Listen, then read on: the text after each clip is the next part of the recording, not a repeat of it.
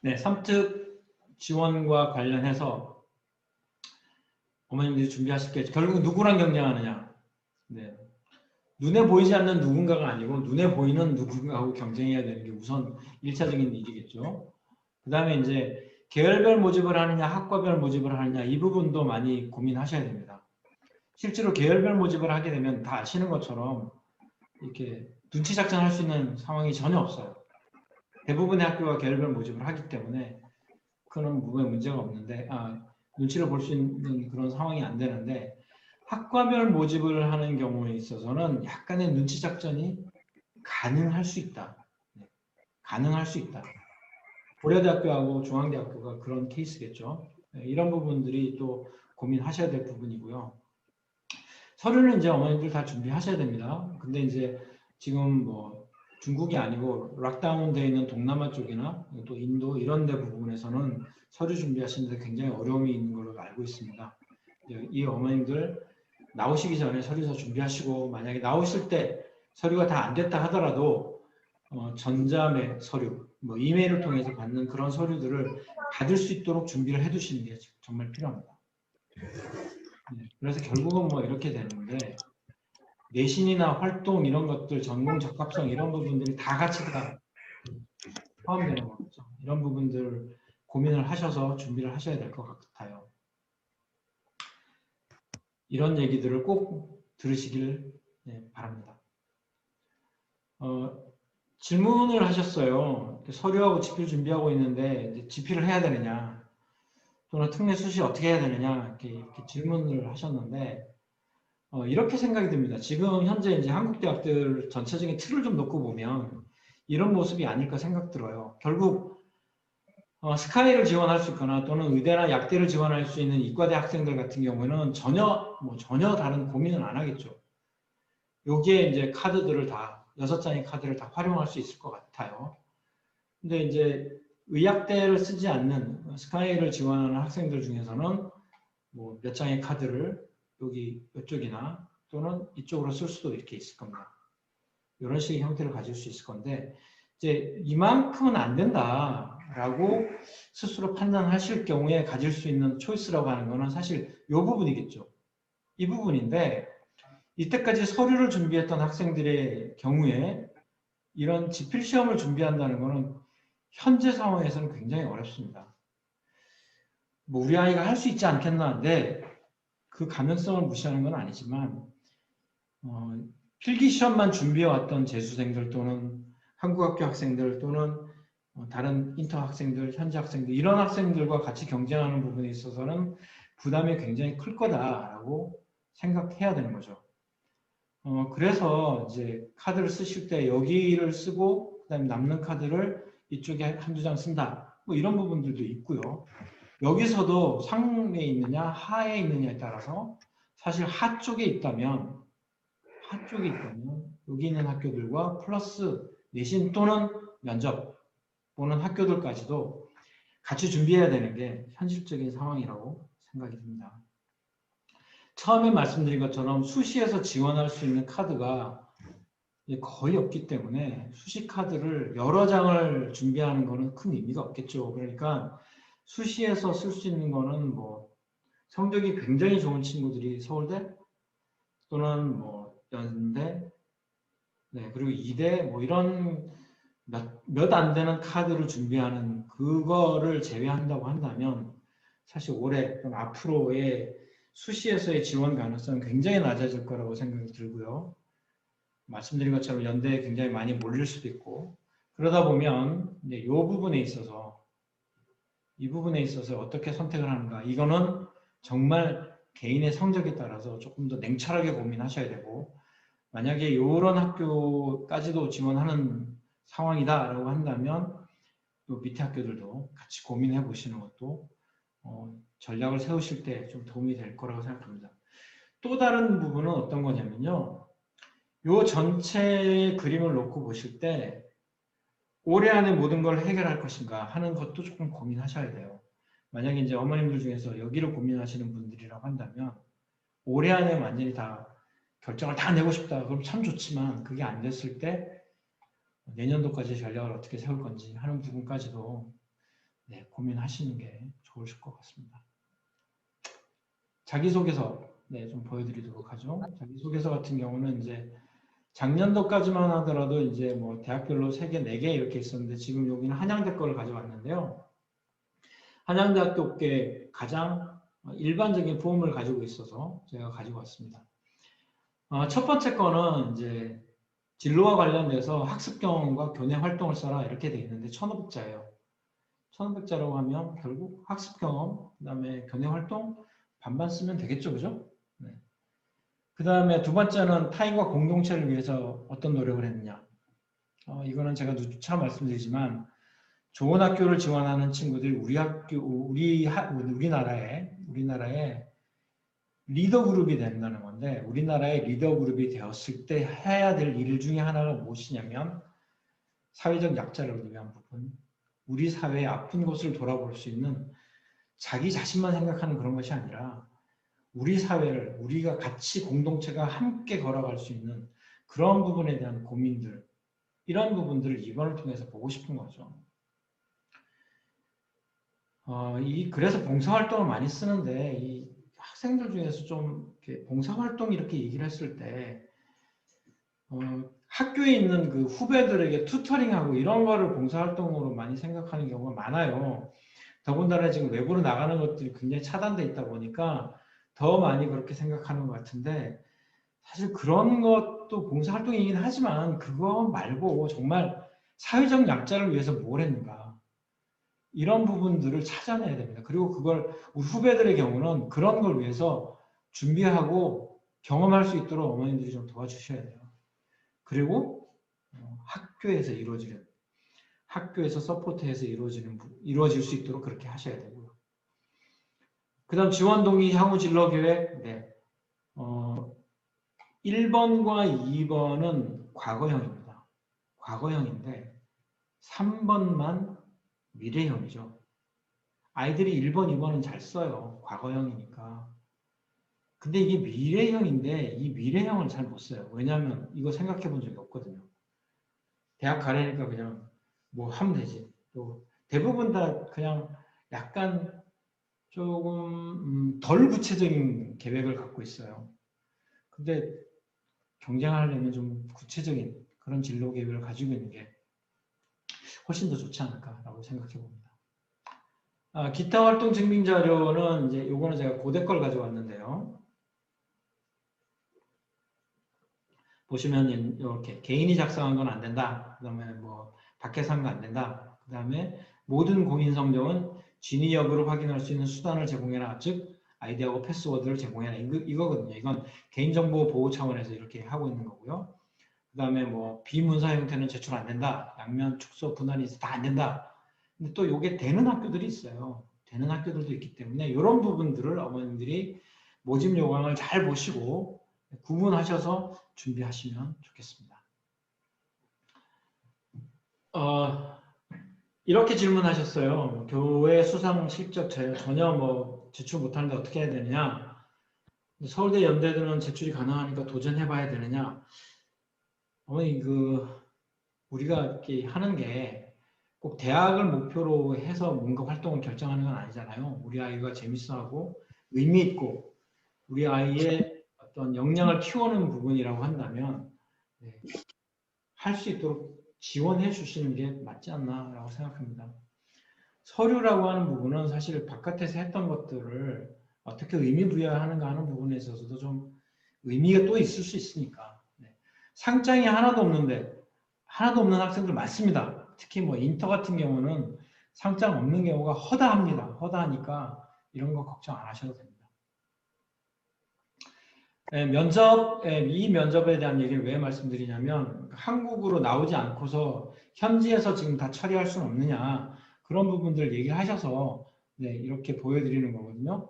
작년도 겁니다. 이건 작년도 건데 해외에서 공부했던 경험을 살려가지고 얘기를 해봐라는 건데 이게 이제 언더우드에서는 영어로 나왔고요. 똑같이 다른 과에서는 전부 다 한글로 나왔습니다. 그래서 다 영상을 찍어서 업로드했는데 1분 정도 했어요. 1분 정도 했는데 1분이 절대 짧은 시간이 아니었어요. 굉장히 할 말 다 했고 이런 데서 차이도 굉장히 많이 생겼습니다. 그래서 올해도 아마 이렇게 다 진행하는 걸로 지금 나와 있죠.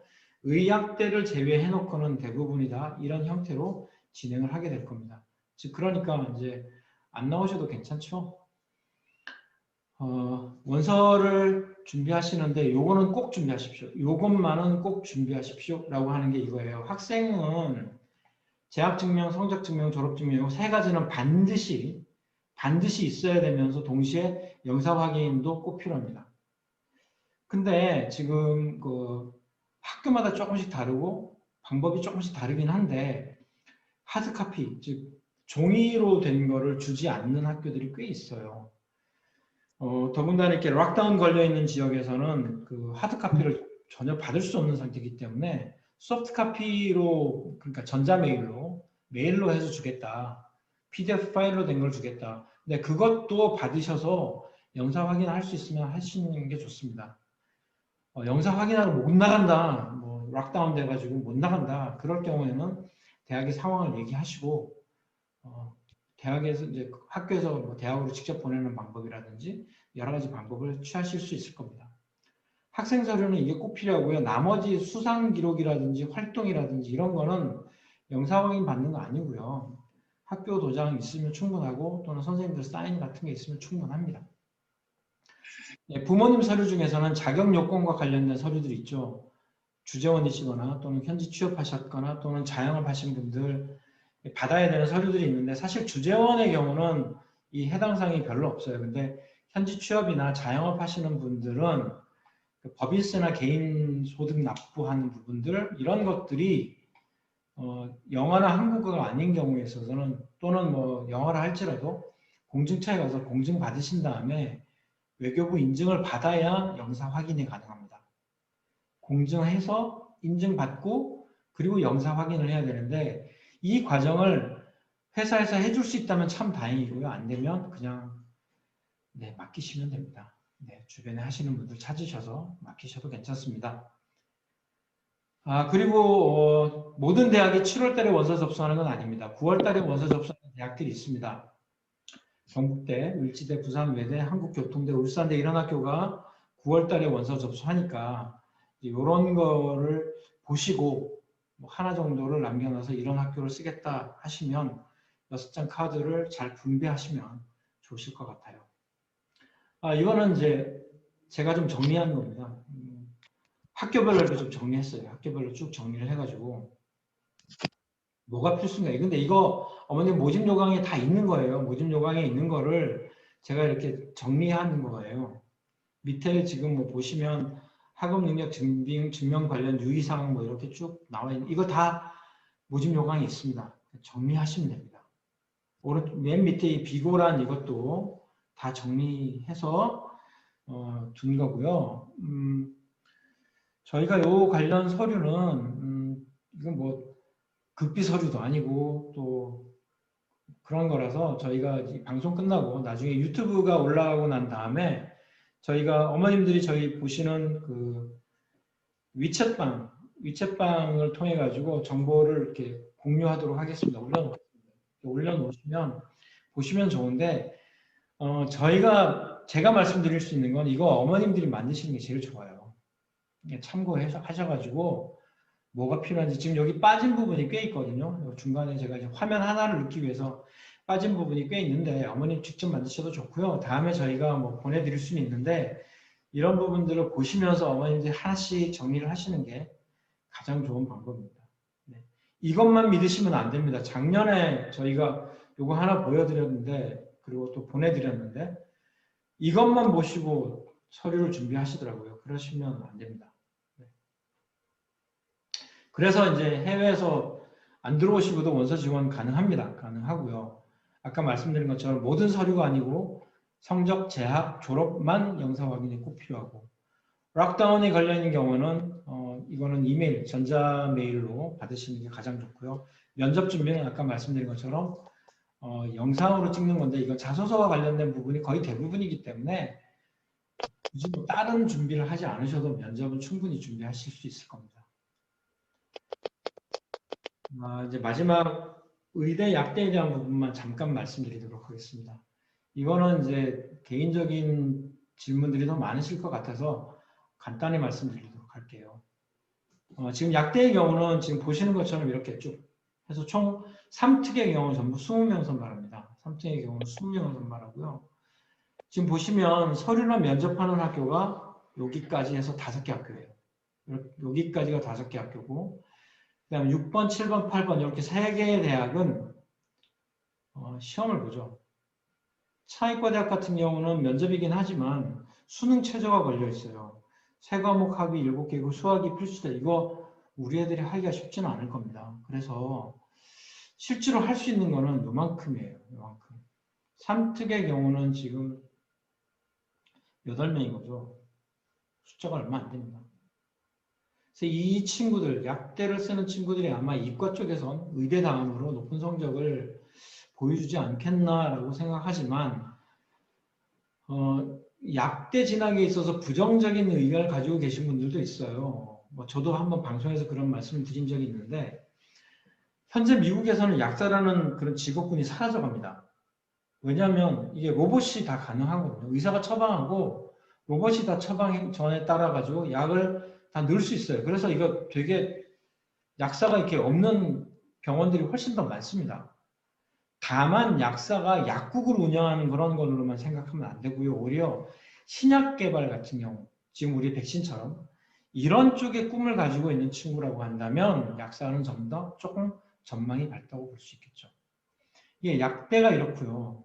의대 같은 경우는 지금 이제 작년도 3년 비율입니다. 지원 비율인데 지금 이제 충북대와 충남대는 이제 올해 뽑지 않으니까 인원수들이 이렇게 대부분 경쟁률이 보시면 아주 작은 11대 1부터 시작해가지고 중앙대 21.5대 1, 동국대 22.5대 1, 이런 비율입니다. 인하대 30대 1이네요. 네. 그래서 의대를 지원하는 경우 서류 면접의 경우는 스펙이라고 하는 게 3특히 일반 학과하고는 전혀 다르게 이제 의대를 지원하시는 분들 학생들의 경우는 생각할 수 있는 최고의 스펙을 다 가지고 있다고 이렇게 보셔도 되겠죠. 네. 내신은 말할 필요도 없고 그래서 굉장히 좋은 스펙과 좋은 내신을 가지고 있는 친구들이 경쟁한다. 특히 이제 재수생들 그리고 삼수생들도 굉장히 많이 지원한다. 이렇게 보시면 좋을 것 같아요.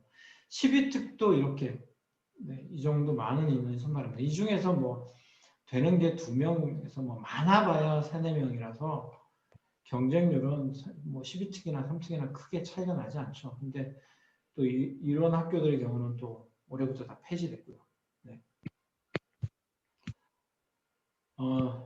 2023년도 지금 이제 고2 학생들부터는 이화여대나 한국외대가 다 서류로 돌아서고 성신여대도 면접으로 돌았습니다. 그러다 보니까 이제 지필을 보는 학교들이 이제 몇 개 안 되는 걸로 남아 있는데 사실 이 학교들도 언제 서류로 돌아설 수 있을지는 알 수는 없죠. 이건 이제 고2, 고3, 고2, 고1 학생들에게 해당되는 건데 지필은 여전히 이런 학교나 또는 의학, 간호 이런 쪽에서는 여전히 지필은 존재합니다. 그래서 할 수 있는 가능성들은 여전히 있는 거죠. 근데 전반적인 흐름은 이제 좀 서류 평가로 많이 돌아서고 있다는 걸 볼 수 있겠죠. 결국 내신이 가장 중요한 형태가 되어버릴 것 같습니다. 여기까지가 오늘 제가 드릴 말씀이고요. 사실 여기 이제 들으시는 어머님들께서 궁금한 부분들이 너무너무 많으실 거고 우리 아이는 어떻게 될 건가 이런 부분도 너무 많으실 텐데 사실 이 1시간 안에 모든 내용을 다 말씀드리기가 너무 힘들어요. 그래서 제가 이제 앞으로도 방송을 계속 같은 시간에 이렇게 방송을 계속 하게 될 텐데 지금 처음 이제 원서 접수하시는 어머님들 같은 경우는 이 원서 접수를 어떻게 하는가에 대해서 굉장히 궁금하시고 또 혹시나 또 내가 실수해서 우리 아이한테 폐해를 끼치는 거 아닌가 이런 얘기 고민들 많이 하시는데 이 부분에 대해서도 나중에 한번 원서 접수하는 거를 방송으로 좀 안내해 드릴 거고 지금 계속 3특, 12특 관련돼서 각 대학 모집 요강을 안내해 드리고 있습니다. 모집 요강을 한번 자세히 보시는 게 굉장히 중요해서 다음 주에는 아마 고려대학교 모집 요강을 제가 방송해 드릴 거고요. 필요하면 수시와 관련된 부분도 한번 정리해서 해드릴 거고 이제 특례가 끝나고 나면 카이스트나 12년 전과정 또는 뭐 입시 분석 이런 부분들에 대해서도 계속 방송을 해드리겠습니다. 근데 제가 정기적으로 꼬박꼬박 이렇게 해드린다는 부분은 약속드릴 수는 없고 저희가 방송을 준비해서 하게 될 때마다 위챗이나 또는 여러 가지 다양한 루트를 통해서 그렇게 안내해 드리도록 하겠습니다. 네, 오늘 1시간 동안 이렇게 시청해 주셔서 감사드리고요. 질문들이 굉장히 많으실 건데 이 많으신 질문들은 지금 보이시는 위챗이나 또는 카톡 아이디로 연락 주시면 그러면 이걸로 저희 개인적인 답변을 드리도록 하겠습니다. 네. 요 끝에 이거 틀렸네요. 1206이 아니고 1205입니다. 1205 죄송합니다. 이거 조금 틀렸습니다. 다시 말씀드릴게요. 위챗 아이디는 똑같고요. 카톡 아이디는 1205입니다. 1206으로 받으시는 분들 굉장히 당황하실 것 같은데 1205입니다. 네, 개인적으로 이제 질문하실 부분들 또는 이런저런 것에 대한 어떤 부분들 뭐 어머님들이 궁금하신 부분들이 굉장히 많으실 텐데 그런 부분들은 이런 아이디 위챗이나 카톡을 통해서 알려주시면 제가 질문들에 대해서 제가 아는 범위 내에서 최대한 말씀드리도록 하고요. 그리고 더 궁금하신 부분들은 개인적으로 또 연락 주셔도 제가 가능한 범위 내에서 답을 드리도록 하겠습니다. 시청해 주셔서 감사합니다. 다음 방송 때 또 뵙도록 하고요. 우리 고3 학생들 또는 어머님들 올 한 해 입시에서도 좋은 결과 가지시기를 진심으로 기원합니다. 감사합니다.